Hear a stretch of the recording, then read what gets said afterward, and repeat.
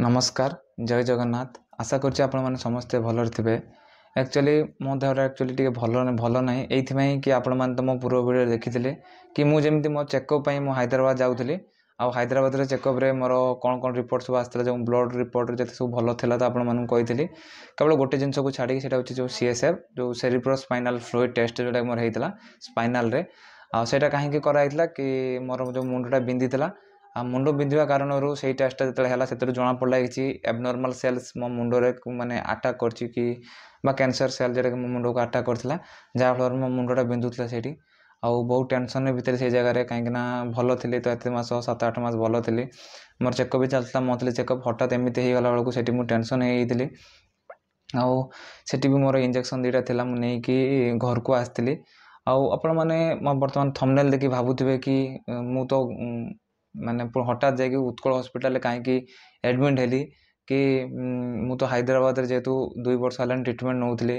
कि जाकि माने मो ट्रिटमेंट चेकअप जहाँ भी हो मु हैदराबाद सब जिन करी तो हठात मु उत्कल हॉस्पिटल कहीं एडमिट हेली तो बहुत जन भी मत मेसेज करते कि एठी चेकअप चलती कि एठी कौन माने पुणी थे एठी मु शिफ्ट हो गली कि तो ना सेमती किसी नुहे मु एक्चुअली बर्तमान घरे अच्छी तो मोर मु हैदराबाद रे इंजेक्शन 2टा नहीं सारा पर मोर जिते पुणी थे फ्लूइड टेस्ट कराला कि जना पड़ा कि किसी एटिपिकल सेल्स बा किसी कैंसर सेल मो मुंडे अच्छी बोली आउ से पुणी 7 डेज को मोर डॉक्टर माने इंजेक्शन पुणी थे स्पाइनल कट दब बोली माने डॉक्टर कहले आउ जहाँफल डॉक्टर सहित कथा होती डॉक्टर भी निजे कहले आड़ू कि तू घर को ना जा टेंशन नेनी ये जिनसा माने क्लीयर हो बाकी तू जाकि हॉस्पिटल कि ओडिशा जाकि तू हॉस्पिटल जाकि तू इंजेक्शन टा नहीं पारिबु कहीं प्रत्येक कैंसर हॉस्पिटल रे आईटी टेस्ट बा इंट्राथेकल इंजेक्शन बा जो जोटा कहली सीएसएफ तो सही टेस्टा करा जाउची तो घर को आसती मोर 17 तारीख जेहेतु मुझे 10 तारीख दिन हैदराबाद नहीं आज हूँ मैंने काली गला 17 तारीख तो मुझे जाइली मो 7 दिन जो इंजेक्शन था तो गली उत्कल हॉस्पिटल जाकि मैंने इंजेक्शन नहीं फास्ट डॉक्टर विजिट करी डॉक्टर विजिट कलापर कहीं मुझे हॉस्पिटल ट्रीटमेंट होती हॉस्पिटल मत रजिस्ट्रेशन भी करने पड़ा आ सहित डॉक्टर विजिट कलापर सी भी मो माने डॉक्टर जे से मोर सब रिपोर्ट्स भी देखिले आउ से जेहेतु गोटे इंजेक्शन दवा पूर्व से तार सब जिन मत से डॉक्टर कौन कौन ट्रीटमेंट देते कौन नहीं तो से जिन फास्ट देखिले मुझे कहली एमती एमती कथा सब डिटेल्स कहली आउे डॉक्टर देखी सारापर इंजेक्शन लिखिले से इंजेक्शन टा मत किणापी पड़ा जी सब मुझे मैंने हैदराबाद जमी सब किणाकिणी करी एटी भी मैंने किणाकिणी कली तो एक्चुअली काली मैंने मुझे सकालू जाइली घर पूरा सकाल सकाल बाहर थी घर आसी पहुँचली राति 12टा हो गला एत कष्ट लगे मत से प्रोसेसटा केमती है आपण मानक से जनइबी एक्चुअली गोटे कथा हूँ माने जल्दी हो जावा कथा से जगह जेहेतु private hospital Utkal hospital Bhubaneswar आप समस्त जानते तो जेहेतु मुझे रजिस्ट्रेशन कले टी तो टाइम लगे जहाँ भी किंतु सेटिका मत लगे कि प्रोसेस टिके मे भी टिके लेट हो कहीं जो बिलिंग काउंटर हो कि जड़े जो मैंने भी कीमो एडमिट होती कि आउ किसी अलग कि जो एडमिशन होचन जो माने बिलिंग काउंटर केवल गोटे ही तो से जिनसा लोक मान भिड़ होता मत भी बहुत टाइम वेट करा पड़ता जेहतु छुट्टी दिन था काली मंडे भी था बहुत भी भिड़ था डॉक्टर विजिट जल्दी कर देती किंतु मोर इंजेक्शन बहुत लेट होता मैंने एक्चुअली खाया पीवा ये से बहुत असुविधा होता मत आ सहित इंजेक्शन नाला बेलू मत 5टा हो गला तो केमती है मत केमती एडमिट कले मत जो थाए प्रत्येक हॉस्पिटल डे केयर जमी थाए जो मैंने भी गोटे दिनिया केमो नौ से केमो ट्रीटमेंट रे से एडमिट करोचंती से डे केयर तो मुझे सेमती एडमिट होती डे केयर एडमिट पर डॉक्टर जाइए मैंने जो डॉक्टर देखी मत से डॉक्टर जाइए मत इंजेक्शन भी देले गोटे कथा कहबी से ता प्रोसेसटा हूँ जो इंट्राथेकल इंजेक्शन जोटा मुझे से तार प्रोसेसटा हूँ माने 15 ରୁ 30 मिनट भितर प्रोसेसटा बाकी बहुत कष्ट थाए गोटे एनेस्थेसिया दि जाए एनेस्थेसिया पर जो स्पाइनल कॉर्ड रे मत इंजेक्शन दिखाई तो बर्तमान सुधा इंजेक्शन तो मत जाओ भल है भाग्य भल कि थरे जो इंजेक्ट कर डायरेक्ट ही मोर माने बेले बेले थाए मिलनी से स्पाइनल कॉर्ड न मिले एपट सेपटे फोड़ाफोड़ी करते जोटा कि अधिक माने लेंथी प्रोसेस हो जाए और कष्ट लगे କିନ୍ତୁ ମୋର ଯାଉ ଥରରେ ହେଇଗଲା, ସେଟା ଭଗବାନଙ୍କ ଆଶୀର୍ବାଦ। କଷ୍ଟ ତ ଲାଗୁଛି, ଆପଣ ଭାବୁଥିବେ କି ଇଞ୍ଜେକ୍ସନ୍ ନେଉଛି କଷ୍ଟ ହେଉଛି କି ନାହିଁ ଏତେ, ନିଶ୍ଚିତ ଭାବରେ କଷ୍ଟ ହେବ, କାହିଁକି କଷ୍ଟ ହେବନି। କଷ୍ଟ କେବଳ ସେଇ ଜିନିଷଟା ଯେତେବେଳେ ଏନେସ୍ଥେସିଆ ଇଞ୍ଜେକ୍ସନ୍ ଦିଅନ୍ତି ସେତେବେଳେ ବି କାଟନ୍ତି, ମାନେ କାଟେ ସେଇ ଜିନିଷଟା। ସମସ୍ତେ କୁହନ୍ତି କି ହାଲକା, ଡକ୍ଟର ବି କହିବେ ଟିକେ ହାଲକା କାଟିବ, ଏ କରିବ ସେ କରିବ, କିନ୍ତୁ ବହୁତ ଜୋର କାଟେ। ସେଟା ଯେଉଁମାନେ ବି ନେଇଛନ୍ତି ସେଇମାନେ ଜାଣିଛନ୍ତି ତା'ର କଷ୍ଟଟା କ'ଣ, ତା'ର ଏଇଟା ଏକ୍ସପିରିଏନ୍ସ ଯେଉଁମାନଙ୍କର ଥିବ ସେଇମାନେ ଜାଣିଛନ୍ତି। ଏଇଟା ମୋର ଫାର୍ଷ୍ଟ ଟାଇମ୍ ନୁହେଁ, ଏଇ ତ ରିସେଣ୍ଟ ଏଇଟା ହେଉଛି ମୋର ଥାର୍ଡ଼ ଟାଇମ୍। ଆଉ ପୂର୍ବରୁ ବି ମୁଁ ନେଇଛି, ତାକୁ 5-6 ଥର ନେଇଛି। ତେଣୁ ଏହାର ପ୍ରୋସେସ୍ ବହୁତ କଷ୍ଟ। ବୋନ୍ ମ୍ୟାରୋ ବାୟୋପ୍ସିଠୁ ଟିକେ କମ୍, କିନ୍ତୁ ଏଇ ଜିନିଷ କଷ୍ଟ ଥାଏ। ସ୍ପାଇନାଲ୍ କର୍ଡ଼ ଦେବା, ଆଉ ଦେଇଦେଲେ କେବଳ ହେବନି, ଦେଇସାରିଲା ପରେ ଯେଉଁ ଆନେସ୍ଥେସିଆର ତା'ର ଇଏଟା କମିଗଲା ପରେ ଧୀରେ ଧୀରେ ସେଇଟା ପେନ୍ କରିବ। ଆଉ ବର୍ତ୍ତମାନ ସୁଦ୍ଧା ବି ମୋର ଏଇ ଯେଉଁ ବ୍ୟାକ୍ ବୋନ୍ଟା ବହୁତ ପେନ୍ କରୁଛି। ମୁଁ ରାତିରେ ଆସିକି ଶୋଇପାରୁନାହିଁ, ମୋତେ ଡୋଲୋ ଟ୍ୟାବଲେଟ୍ ଖାଇକି ଶୋଇବାକୁ ପଡ଼ୁଛି ପେନ୍ କିଲର୍ ପାଇଁ। ତେଣୁ ରାତିରେ ମୋତେ କାଲି ଶୋଇବାକୁ ପଡ଼ିଛି, ବହୁତ କଷ୍ଟ ବି ମୋତେ ହେଇଛି ସେଇ ଜିନିଷଟା ପାଇଁ। ଆଉ ଆଜି ବି ପେନ୍ କରୁଛି। ଆଉ ରହିଲା କ'ଣ, ମୋତେ ପୁଣି ଥରେ ନେବାକୁ ପଡ଼ିବ ଇଞ୍ଜେକ୍ସନ୍। ମୁଁ ତ ଦୁଇଟା ନେଇଛି ହାଇଦ୍ରାବାଦରେ, ଏଠି ଗୋଟେ ନେଲି 3ଟା, ଆଉ ଗୋଟେ ମୋତେ ନେବାକୁ ପଡ଼ିବ କେଉଁଠି ନା ଆମର ଭୁବନେଶ୍ୱର। ମୋତେ ପୁଣି 24 ତାରିଖ ନେବା ପାଇଁ ପଡ଼ିବ। ତେଣୁ 24 ତାରିଖ ନେଲା ପରେ ମୋର 4ଟା ଇଞ୍ଜେକ୍ସନ୍ ହେଇଯିବ। ଆଉ ତାପରେ ମୁଁ